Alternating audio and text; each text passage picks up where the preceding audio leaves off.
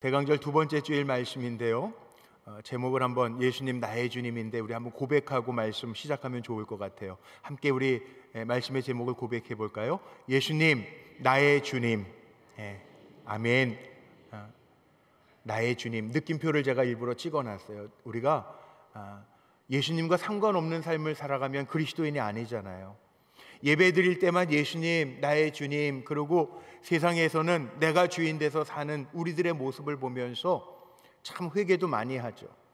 목사인 저도 이렇게 말씀을 들고 서서 증언하고 살아가다가 보면 정말 24시간 예수님만 묵상하고 예수님의 이름을 부르면서 살면 참 좋겠는데, 어쩔 때에는 예수님과 상관없이 내 결정, 내가 주인 돼서 결정하고 그리고 살아갈 때가 참 많은 것 같아서 죄송스럽고 주님 앞에 회개할 때가 한두 번이 아닙니다.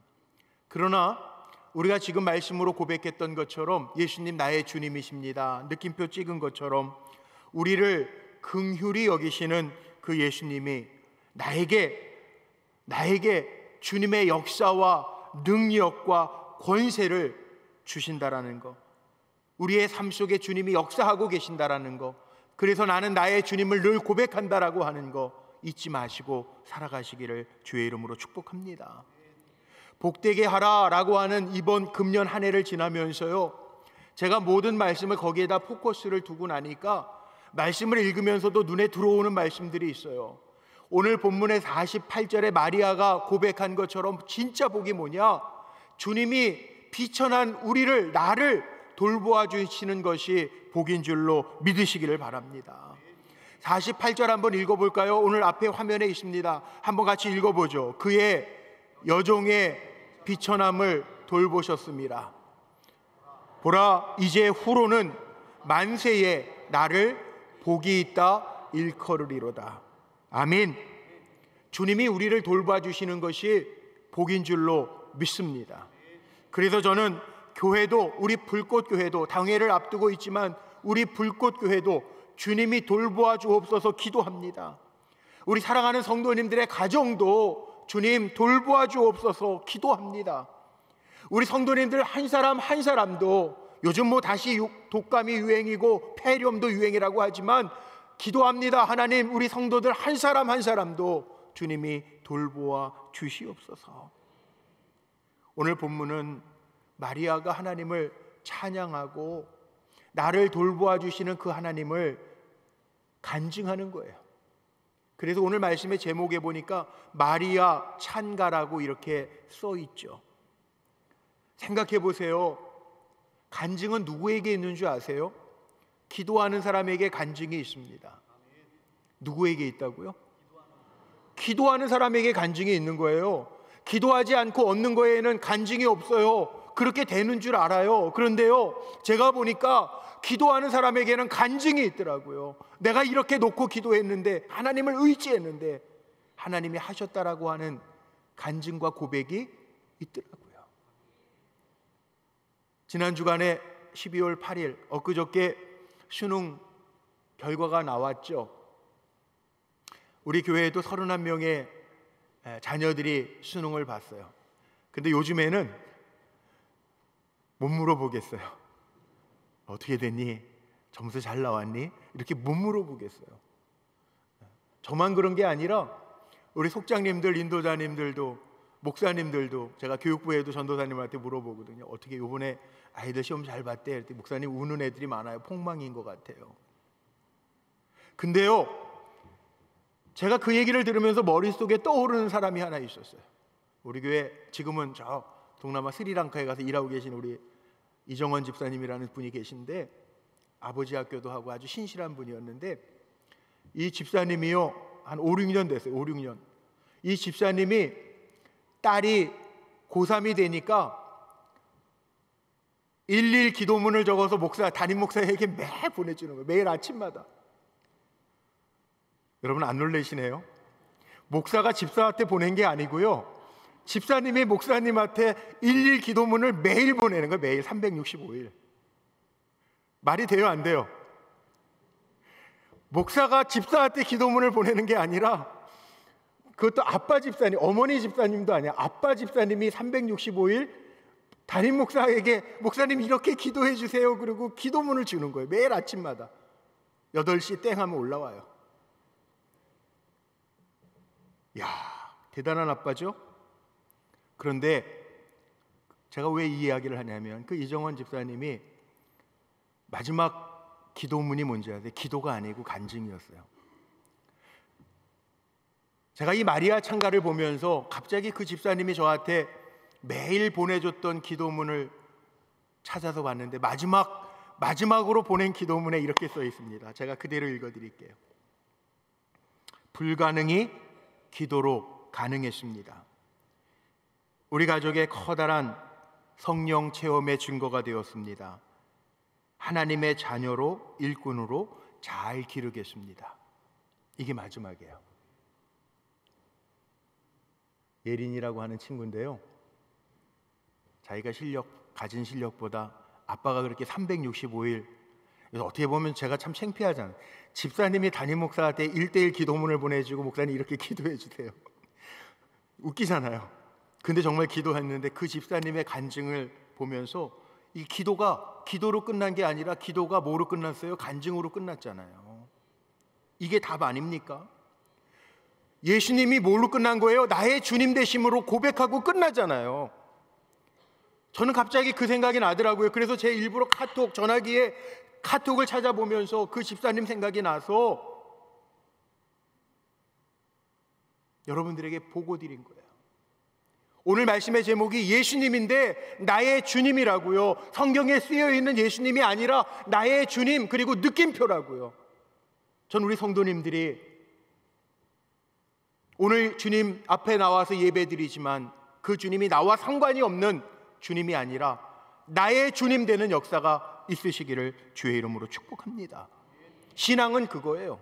예수님이 누구신가? 나의 주님이십니다. 느껴지는 거. 이게 신앙생활인 줄로 믿습니다. 오늘 함께 본 본문이 성경에 나오는 3대 여인의 찬양이죠. 우리가 아는 것처럼 출애굽기 15장 19절 이하에 보면 모세의 누이 미리암이 홍해를 건너고 나서 하나님을 찬양하는 글이 있어요. 사무엘상 2장에 보면 아이를 갖지 못했던 한나가 하나님 앞에 기도하면서 그 하나님을 체험하고 그 하나님이 살아계신 하나님이고 살리기도 하시고 죽이기도 하시는 하나님, 높이기도 하시고 낮추시는 하나님이라고 고백하는 한나의 찬양이 있어요. 그리고 신약 성경에 오면 오늘 본문에 나오는 것처럼 마리아가 정말 처녀의 몸으로 아이를 갖고 얼마나 두려웠겠어요. 그런데 이 비천한 종을 하나님께서 돌보셨다라고 고백하는 찬양, 하나님께서 정말 누구시고 하나님이 어떻게 나에게 큰 일을 행하셨는지를 고백하는, 주님을 느끼고 있는 찬양을 올려드리고 있어요. 그래서 이 마리아의 찬가가 우리 성가대 곡집에는 곡을 붙여서 노래로, 찬양으로 많이 나와 있습니다. 오늘 본문의 내용을 보면 단순히 우리가 늘 고백하는 주님, 하나님의 아들이요 구원자요 전능자이신 예수님을 말하는 것이 아니라 마리아가 예수님을 잉태하는 과정에 있어서 경험한 하나님의 속성을 나의 주님이라고 고백하면서 나가고 있어요. 오늘 본문의 말씀을 제가 묵상하면서요, 아주 특별한 단어를 하나 발견했는데 반복돼서 나오는 단어가 있습니다. 50절과 54절 말씀에 보니까 긍휼이라는 단어가 나와요. 우리 같이 한번 화면에 있는데 읽어볼까요? 시작. 긍휼하심이 두려워하는 자에게 대대로 이르리로다. 아멘. 54절도 한번 읽어보죠. 54절 반복돼서 나오는데 한번 읽어보죠. 시작. 그 종 이스라엘을 도우사 긍휼히 여기시고 기억하시되. 아멘. 이 긍휼이라는 단어가 나옵니다. 긍휼. 긍휼하심이 두려워하는 자에게, 마리아에게 뿐만이 아니고요, 두려워하는 자에게 대대에 이르리로다. 오늘 예배드리는 저와 여러분 속에 조그마한 두려움이라도 있다면 마리아에게 긍휼하심을 보여주신 그 주님이 대대로 우리에게도 임하는 역사가 나타나기를 축복합니다. 그 종 이스라엘을, 그 종이 누구예요? 이스라엘을, 우리도 지금 영적 이스라엘이잖아요. 예수 믿는 우리가 이스라엘 아닙니까? 그 종 이스라엘을 도우사 긍휼히 여기시고 기억하시는 하나님의 은혜가 저와 여러분의 삶 속에 임하시기를 주님의 이름으로 축복합니다. 예수님이 우리에게 오신 사건이 이거 아니에요? 우리를 긍휼히 여겨주시기 위하여 예수님께서 이 땅에 오신 사건이 성탄절이잖아요.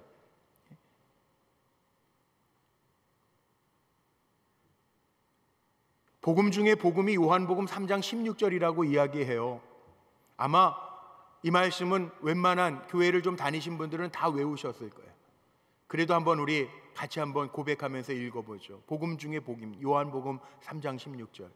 시작. 하나님이 세상을 이처럼 사랑하사 독생자를 주셨으니 이는 그를 믿는 자마다 멸망하지 않고 영생을 얻게 하려 하심이라. 아멘. 하나님이 세상을 이처럼 사랑하사 독생자를 주셨으니, 이 찬양이요, 저는 저희 어머니가 손주들을 업고 가끔 아이들을 맡겨놓으면 저희 어머니가 생전에 계실 때 손주들을 업고 애를 재울 때마다 이 찬송을 부르셨어요. 하나님이 세상을 두둥기면서 이처럼 사랑하사. 근데 그게 잊혀지지가 않아요. 근데 그 내용을 보면 하나님이 이 세상을, 나를 너무나도 사랑하셔서 예수님을 보내주셔서 누구든지 멸망하지 아니하고 영생을 얻게 하려 함이라. 이거 은혜 아닙니까? 우리가 뭐가 예뻐서, 뭐가 잘나서 우리를 그렇게 사랑하셔서 독생자 예수 그리스도를 보내주시고 우리를 살게 하셨냔 말이에요. 이 긍휼이라고 하는 단어를 한번 생각해 보는데요, 이 긍휼이 뭡니까? 긍휼의 단어를 성경적 사전에서 찾아보면요, 비참함의 상태 속에 있는데 여기에다가 베풀어 주시는 하나님의 사랑이 긍휼이라는 거예요. 긍휼. 보통 우리가 코로나 지나면서 은혜라는 말을 참 많이 씁니다. 은혜, 헤세드, 은혜. 은혜가 뭡니까? 우리가 죄인임에도 불구하고 우리에게 주시는 하나님의 선물, 하나님의 사랑, 구원의 손길, 이걸 우리가 은혜라고 얘기해요. 뭐 긍휼과 은혜 비슷한 말이긴 한데 굳이 부등호, 등호를 쓴다면, 수학적 기호를 쓴다면 긍휼이 은혜보다 크다라는, 큰 의미예요. 은혜는 그럼에도 불구하고 주시는 사랑이라면 긍휼은요, 비참함 속에 있고 비참한 처지와 상황 가운데 있는 우리에게, 나에게 하나님께서 베풀어 주시는 큰 사랑이 긍휼이에요. 긍휼. 더 쉽게 얘기하면 이겁니다. 우리 믿음의 선배들, 요즘에는 그렇게 기도하는 사람이 별로 없는데 우리 믿음의 선배님들, 우리 장로님, 권사님들, 또 우리 부모님 세대들 기도하실 때 옛날에 그런 기도 참 많이 하시더라고요. 하나님, 부족한 이 죄인을 불쌍히 여겨주시고. 그럼 요즘 젊은이들은 또 우스갯소리로 불쌍은 절에 있잖아요, 뭐 그러잖아요. 근데 그런 거 말고요, 불쌍히 여기다, 예? 하나님, 우리를 불쌍히 여겨줘. 정말 이런 기도 많이 하셨잖아요. 왜? 내 힘으로 할 수 없는데 하나님이 신이신데, 전능하신 하나님이신데 우리를 불쌍히 여겨주세요, 우리를 긍휼히 여겨주세요. 이 기도 참 많이 했잖아요. 그런데 성경에 있더라니까요. 하나님은 긍휼이 많으신 하나님이라고 성경은 소개해요. 긍휼에 풍성하신 하나님이라고 소개하고 있어요. 오늘 말씀에도 보면 마리아가 경험한 하나님은 어떤 하나님이냐? 긍휼의 하나님, 긍휼의 하나님, 긍휼의 하나님. 보세요. 오늘 누가복음 1장의 말씀 46절부터 마리아의 찬가를 읽었지만 하나님께서 이미 마리아에게 천사를 보내셔서 하신 말씀이 있거든요. 30절로 31절 말씀에 보면 가브리엘 천사장이 이렇게 예고합니다. 제가 읽어드릴게요. 천사가 이르되 마리아여 무서워하지 마라. 내가 하나님의 은혜를 입었느니라. 보라, 내가 잉태하여 아들을 낳으리니 그 이름을 예수라 하라. 좋은 이야기인 것 같죠? 그런데 마리아의 상황을 한번 보십시오. 그 당시의 상황에서는 결혼하기 전에 처녀가 아이를 가졌다, 돌에 맞아 죽어도요 할 말이 없는 거예요. 뭐 요즘에는 애들을 하도 안 나니까 우리 교회도 어느 시어머니 되실 권사님이 애기 먼저 가졌대요. 되게 좋아하시더라고요. 아이가 혼수로 온다고 너무 좋아하더라고요. 그런데 지금 시대가 그런 거고, 고대 근동 지역에서 2000년 전에 결혼도 안 한 처녀 아가씨가 아이를 가지면 몹쓸 짓 한 게 돼가지고 돌로 쳐 죽여도 할 말이 없었던 시대예요. 돌에 맞아 죽을 수도 있어요. 그런데 지금 마리아에게 이런 상황이 열리는 거예요. 천사가 이르되 마리아여 무서워하지 말라, 내가 하나님의 은혜를 입었느니라. 그리고 보라, 내가 잉태하여. 기가 막힌 얘기가, 마리아가 어떻게 받아들여야 될지 기가 막힌 이야기가 있는데, 근데 마리아는요 어떻게 고백하는 줄 아세요? 오늘 마리아의 찬가 50절에 보니까 긍휼하심을 두려워하고 있는 자에게 대대에 이르리로다. 하나님의 긍휼하심이 두려워하고 있는 나에게 이르리로다. 지금 마리아가 느끼고 있는 상황은 두려움이에요. 어떻게 될지 몰라요. 요셉하고 정혼은 했는데 아이를 가졌다 그러면 요셉이 어떻게 생각하겠어요? 두려움에 빠질 수밖에 없어요. 그런데 48절 50절 말씀해 보니까 그의 여종의 비천함을 돌보셨음이라. 하나님은 어떤 하나님으로 마리아에게 다가오셨냐 하면 그의 연약함과 비천함을 돌보아 주실 뿐만 아니라 약속도 하세요. 뭐라고요? 두려워하는 자에게 하나님께서 돌봐 주시고 힘을 주시겠다는. 지금 마리아는 비천함, 자기의 상황이 비천한 존재고 아이까지 가져서 두려운 마음 가운데 있는데 하나님께서 돌보아 주신다는. 돌보아 주신다는. 그러니까 나같이 비천한 여종에게 하나님, 나를 어떻게 쓰시려고 나를 이렇게 돌보아 주십니까? 라고 하는 얘기예요. 우리가 살아가면서 이럴 때가 얼마나 많아요? 죽음을 각오해야 될 때가 있습니다. 두려움이 얼마나 클까요? 엄청난 두려움과 염려들이 마리아에게 있는데 하나님께서 그를 만져주시는 거죠. 누가복음 1장 28절 이하의 말씀에 보니까 은혜를 받은 자여 평안할지어다, 평안할지어다, 주께서 너와 함께 하시도다. 천사가 이르되 마리아여 무서워하지 말라, 내가 하나님께 은혜를 얻었느니라. 이렇게 말씀하고 있어요. 마리아의 입장에서는 비천한 종이고 지금 두려움 속에 있는데 천사장을 보내서 하나님이 말씀하시는 거예요. 두려워하지 마라, 평안해라, 내가 너를 통해서 나의 일을 하겠다라고 하는 메시지를 주고 계시는 거예요. 그러니까 마리아의 입장에서는요 지금 하나님이 불쌍히 여기시고 긍휼히 여겨주셔서 그의 두려움과 비천함을 바꾸고 계시다라고 하는 것을 느끼고 있다는 거죠. 저는 우리 성도님들이 지금 혹 연말 지나면서 두려워하는 분들도 있을 거예요. 또 마리아처럼 열등감에 아유 나 같은 존재가 그러는 분들도 혹 있을지 몰라요. 오늘 예배드리고 말씀을 받는 이 시간에 주님의 그 권능의 손이 우리 사랑하는 성도님들의 두려움을 물리쳐 주시고 비천함을 주님의 명예로움, 영광으로 바꿔주시는 은혜가 임하시기를 주의 이름으로 축복합니다. 두려움이 없어서 잘 모르시겠다고요? 안 그래요. 여러분, 사람에게는요 두려운 마음이 늘 있어요. 없는 것 같죠? 없으면 감사해야 돼요. 정말 감사해야 돼요. 지난 11월 달이었죠? 이제 지금 12월 달이니까 11월 달에 우리 교회 장로님도 그렇고 권사님들도 그렇고 네 분이 담낭 제거 수술을 하셨어요. 우리 장로님도 여기 계시네.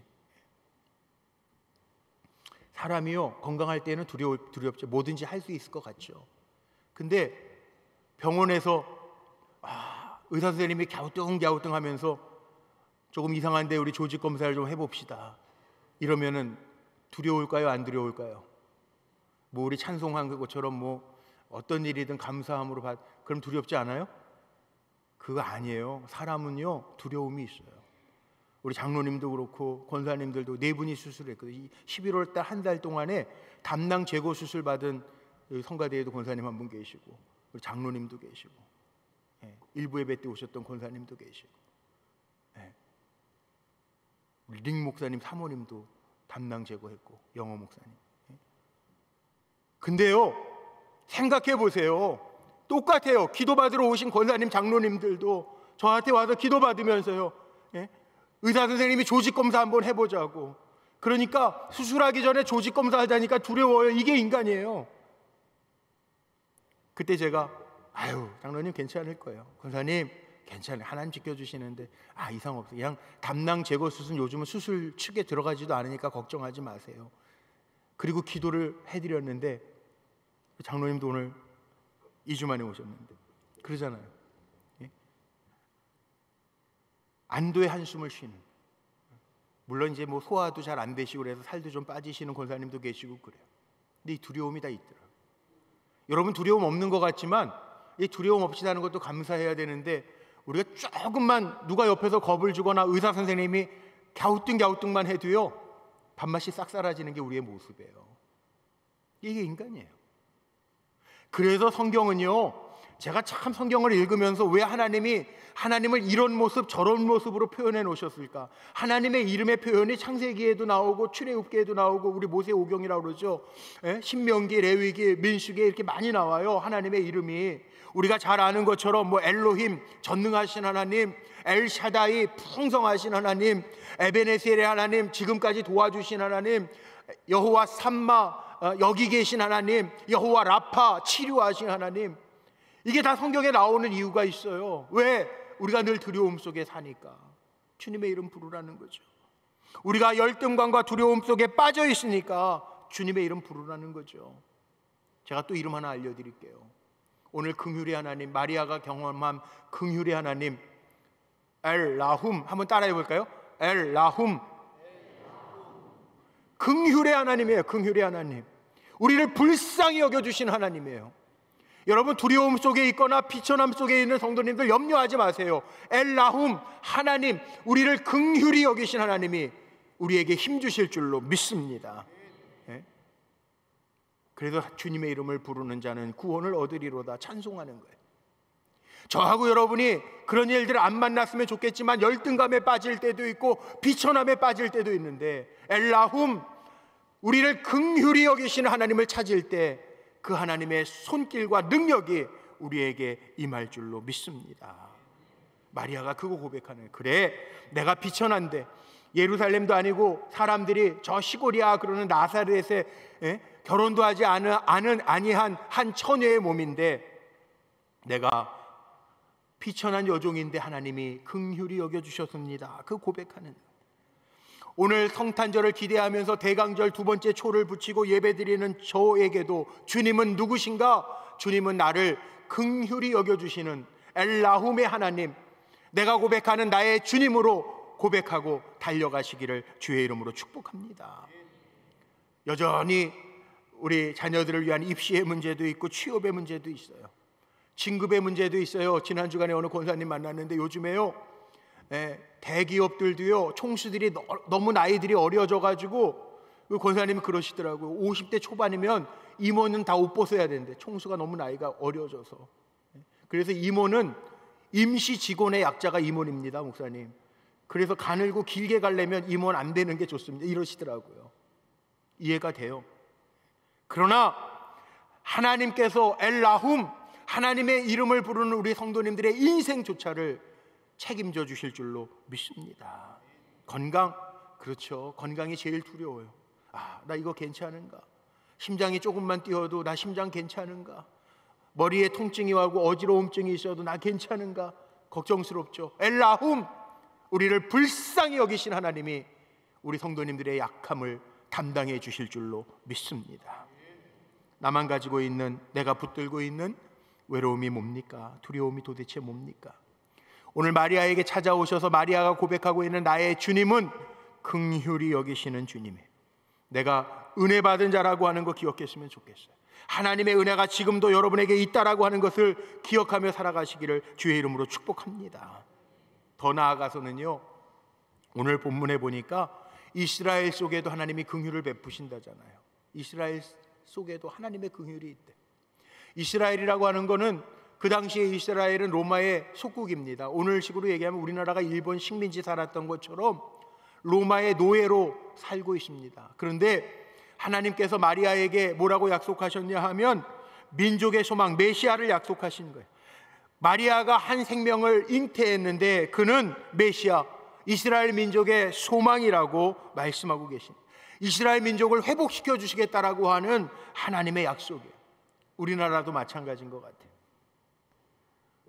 지난 주간에 우리 원로 장로님들도 제가 신방에 있어서 좀 만나 뵙고 또 말씀도 좀 나누고 그랬는데 어르신들은 다 걱정하세요. 요즘 정치적으로도 우리나라를 걱정하시는 어르신들이 많이 있고요. 사회적으로도 문학적으로도 또 종교적으로도 염려하시는 분들이 많아요. 근데 젊은 아이들, 손주들을 가르치고 양육하려고 해도 잘 안 듣는데요. 안 듣는데. 그리고 자기 생각과 조금 다르면 꼰대라고 그러고, 그러니까 속상해. 말도 못해. 그래서 다 걱정하세요. 이렇게 하다가 어떻게 가려고 그러는지 모르겠다고 다 걱정하시는 분들이 있어요. 저는 우리 민족에도요, 긍휼히 여기시는 주님께서 역사하셔서 정말 참 평안도 주시고 정말 분별력을 가지고 뭘 옳고 그름도 잘 분별하고, 그리고 하나님이 기뻐하시는 거, 오늘 하나님의 뜻을 이루며 살자 찬양해 주셨는데 하나님의 뜻이 무엇인지를 분별하고 그 뜻을 이루며 살아갈 수 있는 성도로서 기쁘게 기도하며 감사하며 승리하는 삶을 살아내기를 주의 이름으로 축원하고 응원합니다. 나에게 예수님 누구십니까? 은혜죠, 은혜. 지금도 살아가면서 이 모든 것이 은혜, 당연한 것이 아니고 은혜였습니다. 우리가 고백하면서 살아야 되는데 그 은혜도 어디에서부터 왔냔 말이에요. 그 은혜가 내 신앙의 출발점이 도대체 어디에서부터 왔냔 말이에요. 에베소서 2장 8절에 보면 사도 바울이 그런 고백하죠. 너희는 그 은혜에 의하여 믿음으로 말미암아 구원을 받았으니 이것은 너희에게서 난 것이 아니요 하나님의 선물이라. 우리 구원받은 것도 하나님의 선물이라는 거예요. 은혜라는 거예요. 그런데 에베소서 2장 4절, 이 8절 전에 4절에 보면 먼저 이렇게 나옵니다. 긍휼이 풍성하신 하나님이 우리를 사랑하신 그 큰 사랑을 인하여, 그러니까 먼저 우리를 긍휼히 여겨주셔서 하나님의 자녀로 살아갈 수 있는 은혜가 우리에게 있다는 거예요. 놀라운 은혜죠. 하나님이 먼저 우리를 불쌍히 여겨주셔서 하나님의 자녀로 살아가게 하셨다는 거예요. 그러니까 사도 바울이 이런 고백하잖아요. 나의 나된 것은 주님의 은혜로다. 그러니까 우리가 지금 이 순간 이렇게 살아가고 있는 것도 주님의 은혜로다 고백할 수 있는 삶을 우리가 살아내야 된다는 거예요. 성탄절이 어떤 사건입니까? 우리를 불쌍히 여기셔서 주님이 빛으로 오신 거잖아요. 이 어두움 속에, 비천함 속에, 가난함 속에, 헐벗은 속에 주님이 오신 사건, 사랑의 주님이 빛으로 오신 사건이 성탄절이잖아요. 그래서 마리아가 오늘 본문에 보니까 51절에서 53절에 이런 고백을 합니다. 마리아의 고백이에요. 그의 팔로 힘을 보이사 마음의 생각이 교만한 자들을 흩으셨고 권세 있는 자를 그 위에 내리치셨으며 비천한 자를 높이셨고 줄이는 자를 좋은 것으로 배불리셨으며 부자는 빈손으로 보내셨도다. 그래서 예수님의 오심을요 맞이하는 사람들이 여러 종류의 사람들이 있습니다. 마태복음 1장에 보면 동방박사들은 이방의 훌륭한 박사들 아니에요. 그들이 선물을 가지고 예수님의 탄생을 축하하러 오시는 이야기가 있죠. 이방 박사, 동방의 이방의 박사들인데도 유대인들뿐만이 아니고 이방 사람들을 위하여 예수님이 오셨다라고 하는 거 보여주는 이야기도 있고요. 그 가운데 우리가 지난주에 제가 말씀드렸던 것처럼 5명의 이방 여인들의 이름들도 예수님의 그 은혜의 족보 안에 담겨져 있고, 누가복음은 말할 것도 없어요. 누가복음은 동방박사가 아니라 그 당시에 사람들이 천하게 여겼던 직업인 목자들이 아기 예수의 탄생을 축하하고 높여드리죠. 무슨 얘기입니까? 당대의 사회에서 가장 비천하게 여김을 받았던 목자들조차도 예수님의 그 탄생 오심을 기뻐하고 찬양했다라고 하는 이야기예요. 우리가 주님의 길을 예비한다라고 하는 것은 그 주님의 마음을 가지고 비천하고 어렵고 헐벗고 힘들어하는 사람들에게 이 주님의 긍휼히 여기심, 사랑을 전하기 위하여 우리가 그 길을 준비하는 거예요. 지지난주에 12월 첫날 1일날 여기 판교역에다가 우리 이 판교 지역에 있는 목사님들 또 시장님 오셔가지고 점등식을 했어요. 판교역에. 점등식이 뭐예요? 그냥 불만 반짝반짝 거리는 게 아니라 거기 십자가를 점등탑에다가 맨 위에다가 올려놨단 말이에요. 예수님이 이 땅에 빛으로 오셨다. 헐벗고 외롭고 추위에 떨고 있는 많은 이들을 위하여 우리 주님이 오셨다. 그래서 우리 판교 지역에 있는 목사님들, 분당에 있는 목사님들, 우리 추수감사절서부터 이 겨울 성탄절 우리 교회들이 사랑의 나눔을 한 것들을 한번 얼마나 했는지 한번 모아보자. 그리고 통계를 내봤어요. 그건 담당이 저여가지고 제가 한번 내봤단 말이에요. 그랬더니 교회들마다요, 뭐 사랑의 박스, 어려운 우리 성남 이 판교 분당 지역은 그래도 어려운 분들이 많지 않아요. 그 구성남 지역에 제가 복지과에 물어보니까 한 3천 가구가 되더라고요. 그리고 또 어려운 장애 공동체, 그 다음에 쉘터라고 하는 미혼모 공동체, 청소년, 가출 청소년 공동체들이 있어서 우리 추수감사절 때 과일 나눔 같은 거 했잖아요. 우리만 한 게 아니라 다른 교회들도 사랑의 박스 해가지고 차생이 계층, 어려운 계층들이 한 3천 가구가 성남시에 있는데 그들 도와주고 김치당 가지고 또 행복 기부해가지고 추위에서 밖에서 일하시는 분들 목도리 만들고 뭐 그런 선물들을 쭉 교회에서 행하신 것들을 모아보니까 제가 사진 하나 준비했는데 그때 우리 성남시장님에게 전달, 사랑의 나눔 해가지고 모아보니까 이게 6억이 넘더라고요. 큰 교회들이 많이 좋은 일들을 했어요. 얼마나 좋아요? 이거잖아요.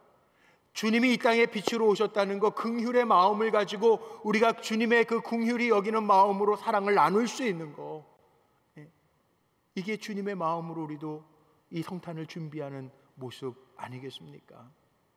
이제 말씀 제가 마치려고 그래요. 마리아가 주님을 찬양한 거는요, 자기가 긍휼히 여기심을 받았기 때문에 그 마음으로 주님을 찬양하는 거예요. 저하고 여러분도 마찬가지입니다. 오늘날 우린 정말 좋은 지역에 그래도 있는 것 같아요, 교회가.